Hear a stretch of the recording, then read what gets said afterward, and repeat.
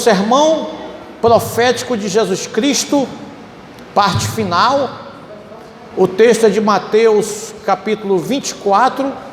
Hoje é o 24 todo, né? Mas hoje vamos ministrar do 29 até o 44. Mateus capítulo 24, do 29 até o 44. Então é um sermão, como já falei nas duas séries anteriores, onde os discípulos e Jesus passa pelo templo e eles elogiam o templo. Que pedras, que construção! Jesus responde: não ficará pedra sobre pedra que não seja derribada. No Monte das Oliveiras, os discípulos se reúnem com Jesus e perguntam: Senhor, quando será isto? E que sinais há da tua vinda e da consumação dos séculos? Então os discípulos fazem para Jesus 3 perguntas: quando vão ser isso que vai acontecer a destruição do templo de Jerusalém? Que sinais haverá da segunda vinda ou da volta de Jesus? E quando vai ser a consumação dos tempos, acabar o mundo, esse mundo que nós conhecemos hoje, que, como Pedro diz, que ele está entesourado para o fogo? E Jesus começa a responder, e não vamos, entrar nas respostas de Jesus, são as 2 ministrações anteriores, mas quando chega no 29, aí ele fala da sua volta especificamente, que é o que nós vamos já começar a ler, sem mais delonga. 24, Mateus capítulo 24, 29. Amém. Logo em seguida, a tribulação daqueles dias, o sol escurecerá, a lua não dará sua claridade, as estrelas cairão profundamente, e os poderes do céu serão abalados. Tá, só de um por um, tá? Só o 29. Então ele disse: olha, após a tribulação daqueles dias, que tribulação? Uma grande tribulação, que nós ministramos na ministração passada, onde o anticristo começa a reinar, fazer uma grande perseguição à igreja do Senhor Jesus, onde só vão comercializar quem tiver a marca da besta, ou na mão direita ou na testa, e vem uma grande perseguição, que Jesus diz que se ele não abreviasse aqueles dias, nenhum ia sobreviver, mas pelos escolhidos, ele abreviou aquele tempo, ele diminuiu o tempo. Então ele diz: logo após a tribulação daqueles dias, atenção, quando é que Jesus vai voltar? Primeiro vai vir uma grande tribulação, diga misericórdia, como nunca houve e nem nunca haverá. Mas só isso não, a Bíblia diz que o sol escurecerá, a lua perderá. Você sabe que a lua é um satélite que só faz refletir, a lua é um espelho, ela reflete o brilho do sol.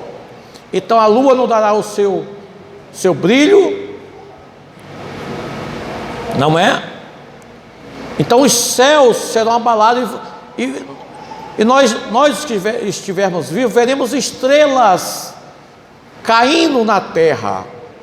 Aí se você tem um pouquinho de conhecimento de geografia, você vai dizer: como uma estrela vai cair na terra? Se uma estrela, o sol é muito maior do que a terra, e o sol é apenas uma estrela de quinta grandeza. As estrelas são muito maiores do que o sol. Então uma estrela é infinitamente, milhares de vezes maior do que a terra. Então se uma estrela quer, vamos chutar aqui, 1000 vezes maior que a terra, cair em cima da terra, como é que fica? Acaba tudo. Mas entenda uma coisa, Calvino explica isso. Ele diz que a Bíblia é escrita na linguagem do observador. Então Mateus, né? Apóstolo Mateus, quando está escrevendo, ele tem esta revelação de Jesus Cristo, que as estrelas talvez sejam meteoros, mas ele entendeu como estrelas. As estrelas nunca podem cair aqui na terra, pode até cair, mas não na terra, porque só uma estrela destrói toda a terra. Mas o que é interessante, nós entendermos que junto com a vinda de Jesus Cristo, os céus serão abalados, como em 2 Pedro capítulo 3, diz que essa terra está entesourada para o fogo, os elementos se desfarão, o teto do céu vai cair, tudo vai desmoronar, vai ser um caos total. Lucas diz em Lucas 21 diz o mesmo sermão profético de Jesus Cristo. Lucas 21, 25, 26 diz que aquele dia vai ser um dia de muita angústia, de muita dor para o ímpio, mas para o crente vai ser um dia de júbilo, de exultação, porque vai ser um dia de refrigério, vai acabar a perseguição, a tribulação, o reino do anticristo, mas vai ser um dia de muito caos, a vinda do Filho do Homem. Vamos lá, o próximo. Então aparecerá no céu o sinal do Filho do Homem. Todos os povos da terra se lamentarão e verão o Filho do Homem vindo sobre as nuvens do céu, com poder e muita glória. Então a segunda vinda de Jesus Cristo, Jesus veio a primeira como sofredor. Por isso que a Bíblia diz em 1 Coríntios que ele é um escândalo para os judeus e loucura para os gregos, porque o homem sofredor e no final ainda morre na cruz. Por isso que muitos judeus não entenderam nada, mas tinha que acontecer daquele jeito. Ele tinha que vir para pagar um preço, mas a segunda vinda ele vem como juiz, ele vem como rei, então é com muita glória, com muito poder, com muita honra, com a legião de anjos, diga aleluia. Então verão o Filho do Homem nas nuvens, visível, gloriosa, concreta, audível, para que todo o olho o verá, assim que diz a palavra. Vamos avançar mais. E ele enviará os seus anjos com grande clamor de trombeta, os quais reunirão os seus escolhidos dos quatro ventos, de uma a outra extremidade dos céus. Então ele vai mandar os seus anjos recolher todos os seus escolhidos, os salvos, espalhados por toda a terra. Nesse mesmo inteirinho, os mortos em Cristo ressuscitarão primeiro, e todos os vivos e mortos em Cristo terão um encontro com Cristo nos ares. É a parousia do nosso Senhor Jesus Cristo. Todos subiremos, vivos e mortos em Cristo, se encontraremos com Jesus nas nuvens e depois desceremos em triunfo, já com o corpo glorificado, para reinar e fazer as últimas coisas do último dia. Se você vai vir com Jesus naquele dia, diga glória a Deus e aplauda ao Senhor.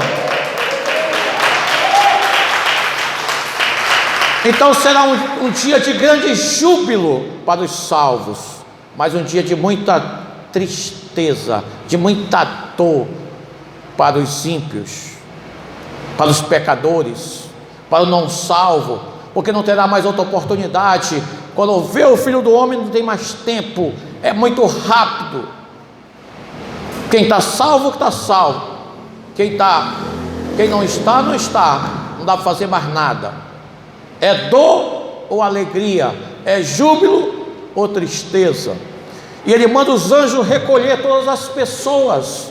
E aí não importa se morreram no mar. A Bíblia em Apocalipse diz que os mares entregarão os seus mortos. Tem corpo que sumiu, nunca foi encontrado, os anjos vão encontrar. Se já não existe mais, se foi cremado, todos os corpos serão ressuscitados. Porque hoje o que morre em Cristo, aprenda uma coisa, diga estado intermediário.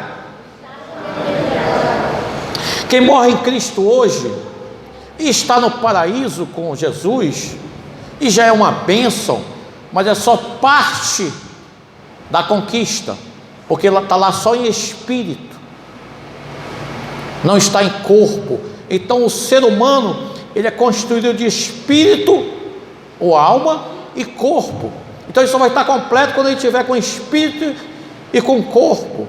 E quando Jesus voltar, você vai receber um corpo glorificado, transformado, e vai ter corpo e espírito novamente, e vai se encontrar e vai reinar com Jesus.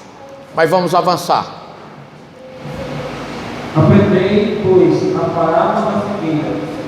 Quando já os seus ramos se renovam e as folhas brotam, sabeis que está próximo o verão. Então ele diz: aprendei. Jesus está ministrando aos discípulos, entenda. Então ele diz: olha, aprendei com a parábola da figueira, porque a figueira é uma árvore até hoje muito utilizada lá em Israel, Jerusalém. E a figueira, ela tem uma situação: quando é no inverno, ela seca e perde todas as folhas, e quando vai terminando o inverno, que vai chegando o verão, ela começa a brotar as folhas. Quando ela brota as folhas, é sinal que vai chegar o verão. O que Jesus está querendo dizer com isso? Para olhar, entender, assim como a figueira é um sinal, ele está dando os sinais para a vinda do Cristo, para ficar percebido, para ficar atento a estes sinais. É isso que Jesus está dizendo. Próximo versículo. Assim também vós, quando virdes todas essas coisas, sabei que está próximo às portas. Mais um. Em verdade vos digo, que logo passará esta geração sem que tudo isso aconteça. Esse é um dos textos mais difíceis da Bíblia. Tem muitos textos difíceis da Bíblia. Olha o que Jesus diz: olha, não passará esta geração até que tudo isto aconteça. Ora, uma geração na Bíblia, diga uma geração na Bíblia, corresponde a 40 anos. Então, se a geração na Bíblia corresponde a 40 anos, Jesus estava falando do quê? Existem duas correntes de teologia que se aproximam mais próximo, mas ainda não dá. Gente, tem coisa na Bíblia que você tem que responder. Deuteronômio 29 e 29. Diga Deuteronômio 29 e 29. O que é isso? As coisas reveladas pertencem a Deus, mas as coisas encobertas pertencem aos homens. Então tem coisas que são encobertas, e nós não sabemos, só Deus sabe das coisas. Tem coisas que só Deus sabe. Então, quando Jesus disse, são 40 dias, Jesus estava mais ou menos no ano 33. Se você jogar mais 40, dá 73. Então se ele estava falando da destruição do templo, se ele estava falando da destruição do templo e dos sinais, faz sentido. Mas ele estava falando da sua vinda, da grande tribulação. Isso aconteceu depois de 2000 anos. Então a primeira corrente é que ele estava falando dos sinais e da destruição do templo, que ocorreu no ano 70. A segunda grande corrente, também aceita, é que ele estava dizendo que aquela geração, qual geração? Da grande tribulação, não vai passar sem que tudo isso aconteça, feche os finais do tempo. Mas é o que dá para mais ou menos explicar, não totalmente satisfatório, porque tem coisa que não sabemos, nem eu e nem ninguém, só Deus. Quando chegar lá em cima, você pergunta: Jesus, o que o senhor queria dizer com esse negócio? Ele vai te dizer em primeira mão. Se eu estiver errado, você já me perdoe. Mas vamos avançar. Passará o céu e a terra, porém as minhas palavras não passarão. Olha que coisa tremenda. Jesus diz: olha, passará o céu e a terra, tudo passa, mas a palavra de Deus é eterna. Diga amém. Mas quando Jesus disse isso, presta atenção uma coisa, é muito fácil a gente hoje, Jesus é Deus, Jesus é tudo isso que você conhece, aí você vai dizer, legal, mas quando ele falou isso, irmãos, ele falou para 4 discípulos, que depois daqueles, junto com os 12, você conhece bem, um ia trair, outro ia negar, o resto ia fugir. Jesus estava sendo perseguido, Jesus estava ministrando escondido, queriam matar Jesus. Ele falou que ia ter guerra, rumores de guerra, estava tendo uma grande paz, porque eu vou contar um dado histórico para você. Quando o Império Romano tomou conta, ele reinou no mundo todo, tá? O Império Romano dominou o mundo. No tempo de Jesus era o Império Romano, os Césares que estavam no comando, não é esse César aqui não, tá? Que mudou o nome para José. Eles estavam reinando, e eles fizeram o seguinte, como eles eram muito poderosos, eram os Estados Unidos daqueles dias, eles disseram para o povo, todo mundo tem que fazer paz. Então ele fez uma paz forçada, mas fez uma paz. Então tinha paz, a paz reinava absoluta, essa paz reinou até o ano 180 depois de Cristo. E quando Jesus diz, olha, vão vir guerra, rumores de guerra, não sei o que e tal, terremoto e por aí vai, nação, e ele fala uma série de coisas, e ele diz assim, esse evangelho vai ser pregado em todo mundo. Israel até hoje é desse tamanho, Jesus não era conhecido, só naquele povinho. Então quando ele falou, tudo aquilo era assim uma coisa muito grande para aqueles dias, uma coisa absurda. Se fosse nos dias atuais, alguém ia dizer para o outro, será se ele tomou o remédio dele hoje? Alguém ia perguntar assim, mas vamos avançar. Mas a respeito daquele dia e hora ninguém sabe, nem os anjos do céu, nem o filho, senão o Pai.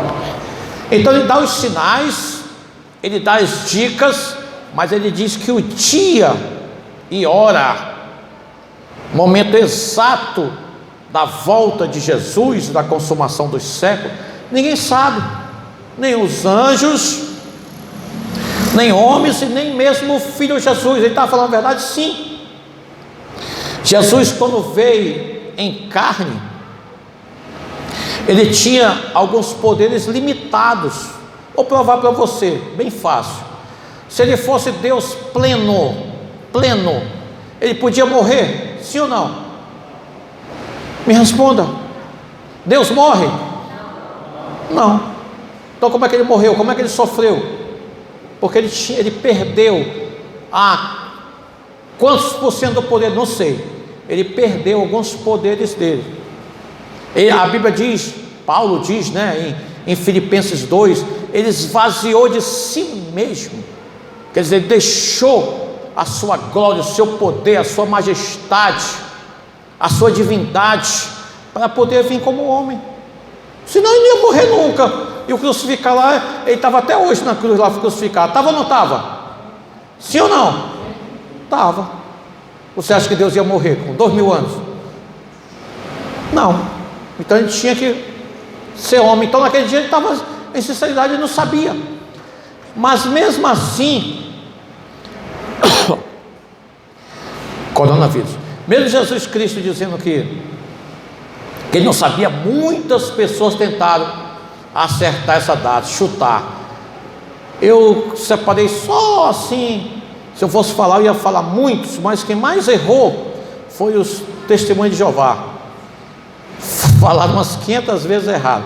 Mas nem no ano 500 um sacerdote já tentou dizer, ele mediu a arca de Noé, não sei o que, fez uns cálculos matemáticos doidos e disse que Jesus voltava no ano 500, não voltou. No ano 1000, todos achavam que Jesus ia voltar, vender o terreno, muitos não semearam, Jesus não voltou. Quando chegou em 1843, homem por nome Guilherme Miller, fundador dos adventistas, ele disse que Jesus ia voltar em 1843. Falhou, ele disse não, ele refez os cálculos e disse não, é 1844. Errou de novo. Aí veio a profetisa deles, não nossa, o Ellen White, e disse que na verdade Jesus veio, mas veio invisível. Ele saiu do céu e entrou no santuário, e ele está lá fazendo um juízo investigativo. Ele está pegando o pecado de todo mundo e está fazendo uma investigação. 1843, o Ellen White. Depois vários outros. Depois, por último, Jesus disse ainda há pouco que não passará essa geração. Lembra disso? Você lembra? Diga amém. Então Israel foi totalmente extinta do mapa em ano de 1948. Ela voltou como nação. Se cumpriu Isaías quando diz: pode uma nação nascer em um só dia? Foi Israel que nasceu, tá? Está profetizado. Então ela nasceu em um só dia. E aí os teólogos, os rabinos disseram: então Jesus vai voltar. Quanto tempo é de uma geração, que eu já falei hoje? Quantos anos? 40. 40 com mais 1948 dá quanto? 1988. Disseram que, e fizeram logo um livro, 88 razões porque Jesus voltará em 1988. Mas Jesus não veio, frustrou todo mundo. E já teve até alguns do Brasil que chutou, que eu não vou nem falar muito do Brasil para não mexer com os nossos brasileiros, mas deram umas mancadinhas. E todos aqueles que tentam acertar o dia erram. Então Jesus não disse, ele deu sinais, dicas. Amém? Vamos avançar. Pois assim como foi no dia de Noé, também será a vinda do Filho do Homem. Para só um pouco, tu vai ler, preste bem atenção a essa passagem, que eu vou até fazer um contexto primeiro. Existe uma corrente que é pré-tribulacionista. O que é isso? Eles pregam o arrebatamento secreto da igreja. A igreja não vai passar pela grande tribulação, quando o anticristo estiver para reinar e vir a grande tribulação, os crentes em Cristo Jesus serão arrebatados secretamente. Cuidado até com os aviões. Se tiver 2 pilotos crentes, a pessoa, os 2 pilotos são arrebatados, o avião vai cair. Nos Estados Unidos acreditar tanto nessa corrente, eu ia dizer heresia, porque eu acho que é uma heresia, mas nesta corrente, que era proibido ter 2 pilotos crentes. Sabia disso? É a lei. Um podia ser crente, o outro não podia, porque vai que Jesus voltava e o avião ia ser desgovernado. Então, essa corrente que prega o pré-tribulacionismo, que é ser arrebatado antes da tribulação, de forma invisível, e eles tomam esse texto que agora o Renato vai ler, e eu vou provar que eles estão redondamente equivocados. Eles pregam esse termo, está vendo? Como no dia de Noé, era assim, e foram levados, estarão 2, uma no campo, uma será levada. Eu quero que você preste bem atenção, por isso que eu estou dando uma parada antes dele ler, que quem é levado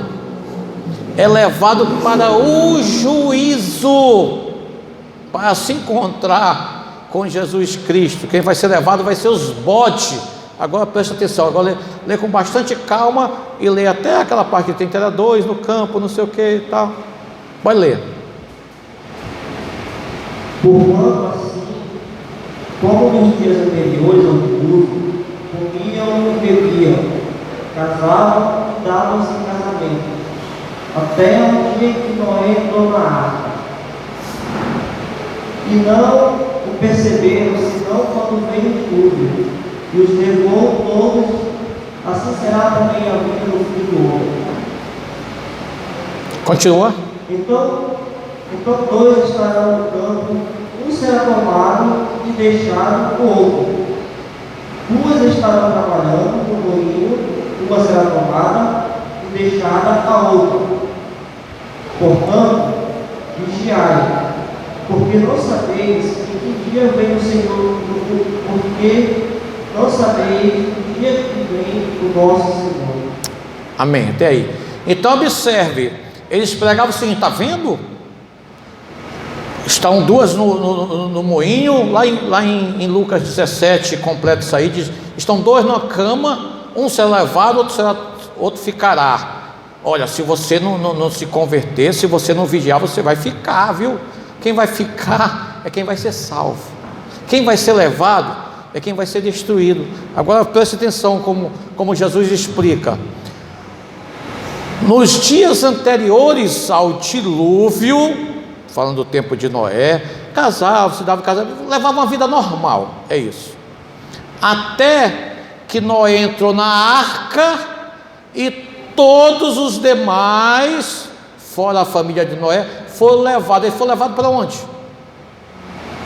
Me diga, me responda. Irmãos, quando houve o dilúvio, que encheu a água, Noé entrou dentro da barca com sua família, que era 8, e o demais da população, o que aconteceu? Fale alto. Morreram, então foram levados para a destruição, foram consumidos pela água, foram destruídos. Então quem é levado para o juízo. Então assim como no dia de Noé, será na vinda do Filho do Homem. Estarão dor no campo, um será levado para onde? Para o juízo. Estarão dor na cama, um será levado, o outro ficará. Quem ficará é para ficar com Jesus Cristo, para bênçãos, para ser salvo. Quem é levado para destruição. Aí fizeram até um filme, Deixados para Trás, porque todo mundo foi arrebatado, ficou. Que ficou não é crente. Irmão, não acredite nisso não. Acredite que você, se estiver vivo, vai passar pela tribulação, sim. Ele não poupou Pedro, não poupou Paulo, não poupou João, não poupou os primeiros apóstolos, os discípulos que eram muito mais fiéis do que você e do que eu. Vai nos poupar. O que nós temos de tão bom? Aprenda, leia a história da igreja. Muitos mártires foram queimados. Sabe o que Nero fazia? O crente é a luz do mundo, pois pega uns crentes, amarra numa estaca e toca fogo para iluminar o meu jardim. Era assim que Nero, o imperador Nero, fazia. Então agora você acha que você é melhor do que Paulo? Foi decapitado. Paulo foi decapitado porque ele era cidadão romano, não podia ser crucificado. Pedro foi crucificado. Aí você vai ser bonito, vai lá para as bodas comer bolo com Jesus Cristo. Eu não acredito, tá? Essa teoria da pré-tribulação, ela até o ano 1840 ela não existia. Veio de uma revelação de uma moça, uma adolescente católica, não da igreja católica, mas de uma seita chamada Margaret MacDonald. E depois John Nelson Darby sistematizou essa teologia. Não tem nenhum canto que você lê a Bíblia, você vai ver duas vindas, uma secreta só para os crentes e outra depois. Não tem. Pode ver, quando Jesus diz que após a tribulação, nós começamos a ler hoje assim, após a tribulação daquele dia, os céus serão abalados, então verás o Filho do Homem vindo com grande poder, glória, majestade, trombeta tocando, todo olho verá. Então a volta de Jesus é visível, audível, concreta, é um grande evento com milhares e milhares de anjos. É isso, mas vamos avançar, caminhando já quase no final disso, um versículo para me situar. Então só faltam dois, lê os dois para encerrar. Mas considerai isso: se o pai de família soubesse a que hora viria o ladrão, vigiaria e não deixaria que fosse roubada a sua casa. Por isso, ficai também vós apercebidos, porque a hora em que não mudais, o Filho do Homem virá. Amém. Agora você já pode sair para voltar para aquele seu posto lá. Vai ter aquela lá? Hein, Renato? Vai ter? Então tá. Então no final ele diz assim para você e para mim: fique vigilante. Ele já acabou de dizer aquele dia e hora ninguém sabe. Por aí ele faz uma parábola. Se o pai de família soubesse, no dia que o ladrão viesse roubar, o ladrão manda um bilhetezinho dizendo: vou assaltar você tal dia e tal hora. Manda? Não. Na hora que você não está esperando, na hora que você vacila, na hora que você dorme, geralmente os ladrões quase não tem mais esses roubos de casas, né? E hoje se assalta mais ônibus, que só dentro do ônibus tem ali uns 30 celulares por baixo, né? Se o ônibus estiver lotado tem 50, 60. Então eles preferem assaltar ônibus. Mas aquele tempo que roubavam casas ainda, quase não existe isso. Ele roubava bem na madrugada, quando todo mundo estava dormindo, assim, na calada da noite. Porque se o cara soubesse, ele esperava, ainda chamava os vizinhos fortes, chamava o Wilson, que é grande, o Ivan: vem cá, me ajuda aqui que o ladrão vai vir aqui, pega uns porretes aí que nós vamos dar uns pau nesse ladrão. Sim ou não? Sim. Então vigie, porque você não sabe a hora. Então vamos concluir.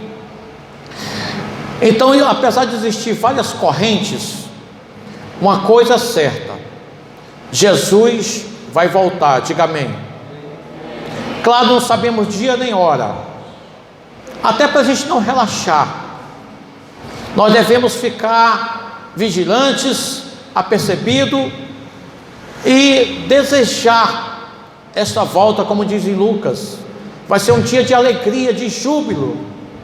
Aí você pode me dizer assim: mas pastor, eu até gostaria por mim que Jesus voltasse, mas eu tenho um filho, uma irmã, um pai, uma mãe que não são crentes, e como o Senhor mesmo diz que naquele dia vai ser dia de júbilo para os salvos e dia de dor, de terror, de caos para o ímpio. E meus entes queridos, olha, eu não sei como vai ser no céu.